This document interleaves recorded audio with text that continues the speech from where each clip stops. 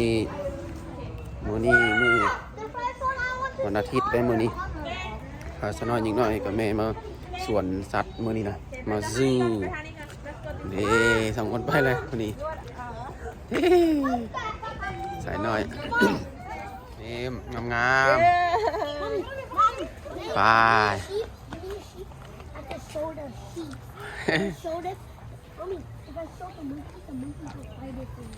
Time to go to the zoo นี่เข้ามาแล้วเด้อมานี่นะไอ้สนายเอ้ยไปลูกไปยังโอ้ตัวยังห้องอุกอักเลยสัตว์ได้นะไปย่างไปเขาสิได้เห็น ย่างไปแล้วเขาก็ได้เห็นเนาะตอนสัตว์หลายปีได้แต่น้อยสน้อยยังน้อยพูดได้แต่ปีหนึ่งบ่ตอนนั้น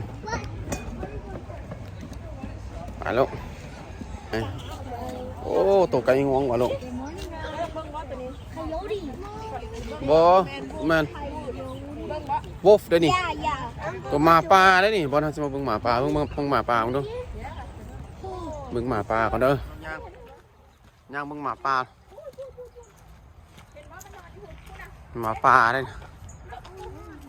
หมาป่าเอาหมาป่าเอาดิเราไปทางนั้นเลยยามันกัดไปมันบุกกัดมันโดดข้ามมันติดตรงนี้ดิยางต่อเขานะยางลงต่ำปากนี่ใส่ทางยางบึงงูต่อเข้าไปในมืดได้อยู่ไหนแต่ก็จะเปิดไฟให้เฮาเบิ่งนะทางเข้าทางนี้